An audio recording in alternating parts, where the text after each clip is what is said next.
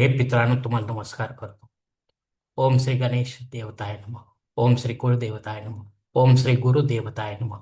ओम सर्व श्री इष्टलिंग देवताय नमो नमः. शिवशरणात मित्रांनो, मी कडप्पा परत एकदा आपल्या समोर हजर आहे.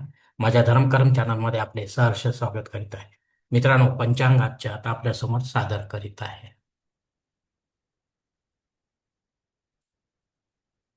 मित्रांनो, आज मंगळवार दिनांक 27 जानेवारी 2026, शालिवान शके 1947, संवत्सर विश्वावसु, अयन द उत्तर, ऋतू शिशिर, मास माघ, पक्ष शुक्ल, तिथी मित्रांनो आजची नवमी तिथी आहे. रात्री 7:06 दशमी तिथीला सुरुवात होईल. वार मंगळवार आहे. नक्षत्र मित्रांनो भरणी नक्षत्र आहे. सकाळी 11:09 कृत्तिका नक्षत्राला सुरुवात होईल. योग मित्रांनो शुक्ल योग आहे. उत्तर रात्री 3:13 ब्रह्मा युगाला सुरुवात होईल. करण मित्रांनो बालव करण आहे. सकाळी 8:15 कौलव करणाला सुरुवात होईल. रात्री 6 वाजून क्षमा करा रात्री 7:06 तैतील करणाला सुरुवात होईल. आणि उद्या पहाटे 5:53 गरज करणाला सुरुवात होईल. मित्रांनो, प्रमुख ग्रहांची राशी स्थिती पहाटे 5:30 वाजता अशी असणार आहे. सूर्य मकर राशीत असेल, चंद्र मेष राशीत, गुरु मिथुन राशीत, तर शनिदेव मीन राशीत असणार आहे. मित्रांनो, सध्या चंद्र राशीनुसार कुंभ, मीन व मेष या 3 राशींना 7.5 सुरू आहे.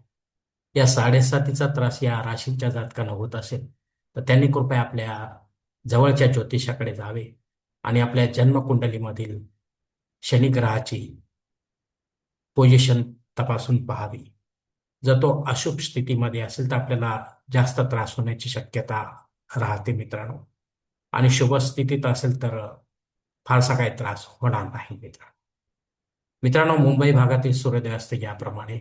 सूर्योदय सकाळी 7:15 असेल तर सूर्यास्त सायंकाळी 6:28 असणार आहे. मित्रांनो, गोचर ग्रहांची सद्यस्थिती सुद्धा जाणून घेऊया. अस्तंगत ग्रहांमध्ये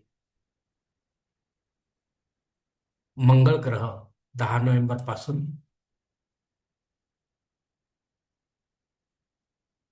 शुक्र ग्रह 14 डिसेंबर पासून, बुध ग्रह 3 जानेवारी पासून अस्तंगत झालेले आहेत. वक्री ग्रहांमध्ये गुरु ग्रह हा 11 नोव्हेंबर पासून वक्री झालेला आहे. तर हे चारही ग्रह आपल्याला काय फळ देतील आपल्या कुंडलीच्या माध्यमातून हे देखील ज्योतिषी आपल्याला समजावून सांगतील. मित्रांनो, या पंचांगाच्या आधारे आता आपण आजच्या पूजेसाठी लागणारा संकल्प सोडणार आहोत.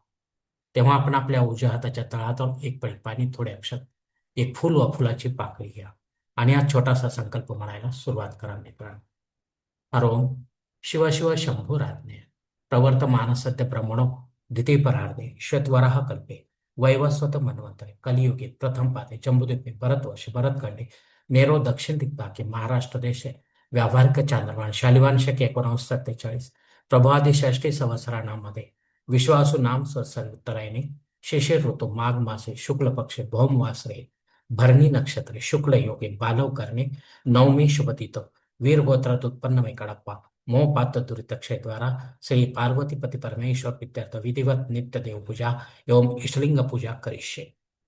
मित्रांनो, याच ठिकाणी हा संकल्प संपलेला आहे. तेव्हा आपण आपल्या उजव्या हाताच्या तळहातावरील संकल्पाचे पाणी समोरच्या निर्माल्याच्या थाळीत सोडून द्या. मित्रांनो, या संकल्पाची वेळ मर्यादा सकाळी 8:15 आहे. या वेळेनंतरही आपल्याला संकल्प सोडायचा असेल कुठल्याही धार्मिक विधीच्या संपन्नतेसाठी तर कृपा करून आपण वरील बदललेला पंचांगाचा आधार घ्यायचा आहे. नवीन संकल्प तयार करायचा आणि त्या संकल्पात आपण करत असलेल्या धार्मिक विधीचा उल्लेख अवश्य करायचा आहे. तेव्हाच आपली धार्मिक सेवा संबंधित देवतांपर्यंत पोहोचेल आणि त्यांचे आशीर्वाद आपल्यापर्यंत पोहोचतील. आपले जीवन अधिक सुखमय बनेल. मित्रांनो, आता मुहूर्त विभागामध्ये पाहूया. या धार्मिक विधी त्यांचे मुहूर्त काळ याप्रमाणे दिलेले आहेत. सर्वात प्रथम साखरपुडा यासाठी मुहूर्त दिलेत दिनांक 28 फेब्रुवारी, दिनांक 3, 5, 6, 7, 8, 10 12 आणि 13. डोहाळ जेवणासाठी मुहूर्त आहे दिनांक 29 फेब्रुवारी, दिनांक 1 आणि 6. बारसे करण्यासाठी मुहूर्त आहे दिनांक 28 आणि 29 फेब्रुवारी, दिनांक 1, 6, 8. जावळ काढण्यासाठी मुहूर्त आहे फेब्रुवारी दिनांक 6. गृहप्रवेश करण्यासाठी मुहूर्त आहे दिनांक 28 फेब्रुवारी, दिनांक 6, 7 आणि 13. आता मुहूर्ताच्या दुसऱ्या भागात देखील पाहूया मित्रांनो.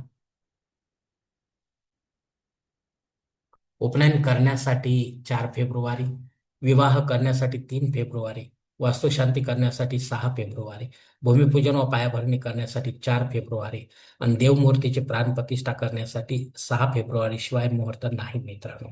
सध्या या विधींचा कारकग्रह शुक्र ग्रह हा अस्तंगत झालेला आहे मित्रांनो. त्यामुळे मधल्या काळामध्ये मुहूर्त नाहीत मित्रांनो. मित्रांनो, वरील काही मुहूर्तांच्या तारखेत वेळेची मर्यादा देखील असू शकते.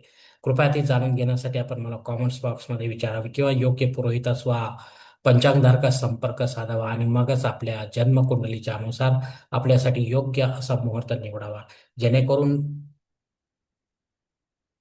आपल्या मुहूर्तामध्ये कोणत्याही प्रकारची बाधा उत्पन्न होणार नाही आणि मुहूर्ताचे पूर्णपणे फळ आपल्याला प्राप्त होईल मित्रांनो. आणि असा मुहूर्त जर आपल्याला मिळत नसेल तर मग मात्र आपण स्वतःहून किंवा पंडिताच्या माध्यमातून यापेक्षा वेगळा काही मुहूर्त निर्माण करण्याचा प्रयत्न करू नका. कारण मुळात तो मुहूर्त मुहूर्तच नसल्यामुळे त्याचा आपल्याला काही एक उपयोग होणार नाही मित्रांनो.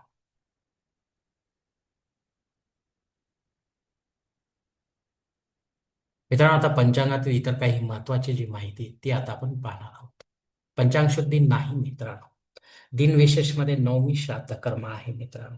या तिथीवर जर आपल्याशी संबंधित नात्यामध्ये कोणी परलोकात निघून गेले असतील आपल्याला सोडून, तर त्यांच्या नावाने आपल्याला पिंडदान युक्त श्राद्ध कर्म किंवा पिंडदान रहित असे श्राद्ध कर्म करणं गरजेचे आहे.